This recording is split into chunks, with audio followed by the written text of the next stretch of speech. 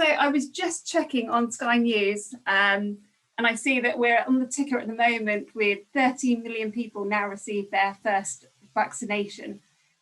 So that's phenomenal news as well. Bank of England announcing that expects the UK economy to bounce back strongly in the spring. We haven't had a greater cause for optimism throughout this whole pandemic. But what is key now is evolving and preparing for the new consumer reality that we're facing. The human race has always evolved, and I'm going to take you through how the office market is evolving today.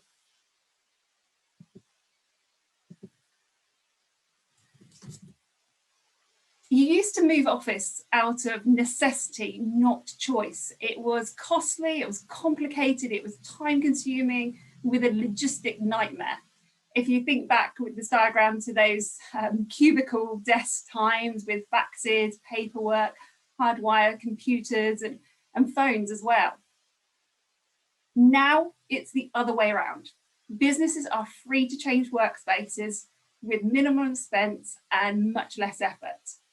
We've all become familiar with that term hot desking, but the term that we all now need to become familiar with is hot offices. I think a good example for me of a great provider at the moment, Hive in Hampshire with 7 locations, they have no on-site staff at all. They're able to conduct tours for visitors remotely by opening the doors for these visitors and using CCTV cameras to guide them around and using their phones to talk them through each of the rooms of the building. They're able to sign contracts instantly via mobile phones and send it straight for somebody to approve and move into an office space. They're even able to print key cards directly into those office spaces, remotely controlling that facility as well. Automation is crucial to what they do. This even includes microchipping implants for both themselves and some of their customers who keep on losing passes. This allows them to unlock doors with just a wave of their hand. Already I'm noticing, the Gen Z are comfortable working from just a tablet. So as you can see from this slide with the evolution, it's already happening in the UK. We've got the microchips and we've got people just working from a tablet.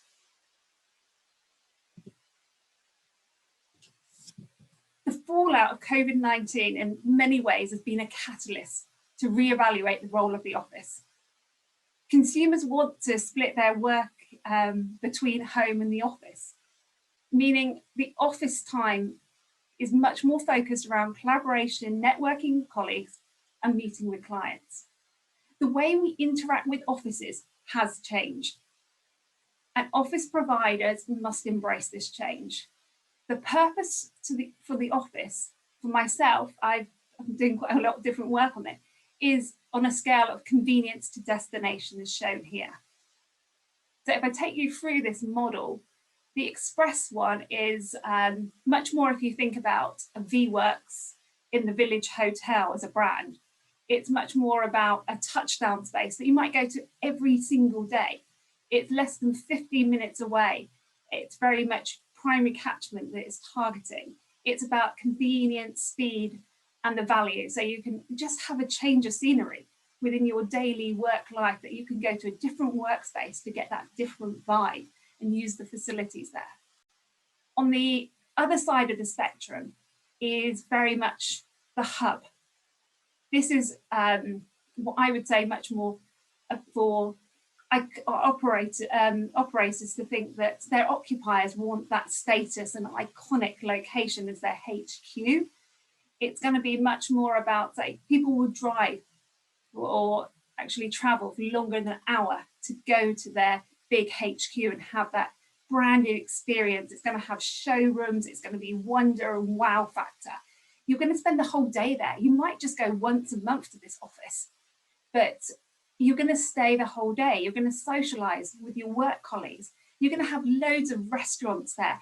You've got hotels, you've got leisure facilities, so you can go to the gym. And I think it's going to be much more an immersive experience and a whole day out when you go to the office in a hub. But there is, in this model that I've created, a sort of middle ground, and I'm calling that the club. This is where it might be more a sort of 30 to 45-minute travel time, but you're going there maybe twice a week. You're going for collaboration with like-minded businesses or sectors. And I think X and Y would be a good example of somebody that provides that sort of club facility there. I think going back to the hub model, definitely sort of 22 Bishopsgate is what I would sort of, is a typical sort of hub. So with this model, you can see how locational planning is going to be so much more important for office market going forward, just like the retail sector with sort of Tesco strategy and their different formats. We now need to think about the purpose and the formats of offices that suit our target market.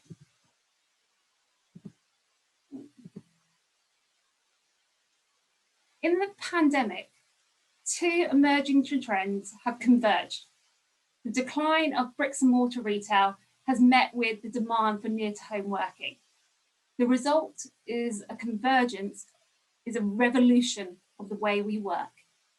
Imagine, instead of shopping centres and shops lining your local streets, you had a choice of flexible workspaces to use near to home, each operator offering something slightly different and being much more about a lifestyle choice. Welcome to the officisation of our high streets and shopping centres. Helping this become reality is the greatest reform to the UK planning permission system since World War II. Change of use is much, much easier, and local governments are really supportive about workspaces in local neighbourhoods and communities, and we can see this with the new trends about the 15-minute city. Yesterday, it was announced that Legal & General have submitted a proposal to turn 2 empty shops in the Grafton Centre in Cambridge into office space in partnership with X and Y. This follows Westfield's announcement last year of entering the market and Selfridge's partnership with Flora, a leading flexible office provider. The other trends I'm noticing, like different schemes coming up, like 9 Yards in Kingston upon Thames in the city centre. It's a co-living development, but on the ground floor, it's co-working and open to the public. I'm seeing so much more of this blend of mixed-use developments and trends towards management agreements and partnerships, really helping this vision come to life. While strong brand positioning is important whatever sector you're in, it's particularly important in the office market and sector because of the sheer amount of competition and especially the rapid expansion at the moment of flexible workspace operators. I think if I go through this model and you can see the axes there of introverts, extroverts, self and others. If we go back in history, I would say where BizSpace is about the sort of sage personality, that's where Regis started off. They were about their customer base was local solicitors, accountants, travelling salespeople that needed sort of a steady place to go and work, that they knew the costs, and it was very much that if they had the standards, if they went somewhere else, another Regis office, they knew what standards they would get. So that really played into that control factor there. What was phenomenal and fantastic about the industry, WeWork came in and they positioned themselves the complete opposite. They were about the drive to idealize solutions. They were much more colourful, imaginative, flamboyant, and inspiring. That sort of creator persona there. And then what I'm noticing in the industry and how I've developed this model is seeing we have specific providers for workspaces just for the tech industry. So 2 of them are TechSpace and Runaway East. They've positioned themselves in completely different territories. Runaway East is that lover persona. They're about a sociability and a community seeker. If you notice with their design, they've got swings in their office in Bristol, whether you can have a meeting there. They've got little mini golf courses and their strap lines, we make great teams happier. On the total contrast, you've got very much a a driven and a brave, dynamic brand of tech space. It's all about sort of that self-improvement seeker. And there with their strapline, the home of scalable business. Their locations all around tech hubs in London, but also now expansions in Berlin and Paris, because they really know their target market and where they're expanding, and expanding with their target market. I think just to finish off this model, I think we've already spoke about X and Y, but what's really key about them is they're all about purpose. They're about sort of companies for good and B corporations as well. They're innovative, free thinkers, you know, open to new ideas and approaches. But on the contrast, I would say Signal, that's at the bottom there, is much more a caregiver, is a brand that's much more about supporting and nurturing the local community. They're giving sort of support to small local businesses for, like, say, COVID grant applications, and really being that trusted, sort of tapping into that needs. So hopefully you can see how the model works. And the other ones that I'll just quickly say, sort of VWorks that I touched upon, it's more about that regular, sort of everyday dependable, like a Starbucks. That's where I would sort of position a VWorks there, is the everyman.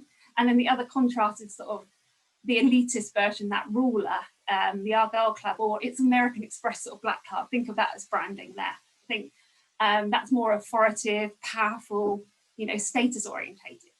So you can start to see how this brand positioning concept can work and how you create really strong brands, because brand positioning essentially is about defining the unique way that you stand out in the market and how you serve your market. And it's really key, because that's what people are tapping into now. That if they're going to go to an office place, it has to represent them. It has to be a lifestyle office that they're going to. So I hope with this sort of model, it's giving you lots of inspiration, food for ideas. And I thank you very much for your time today.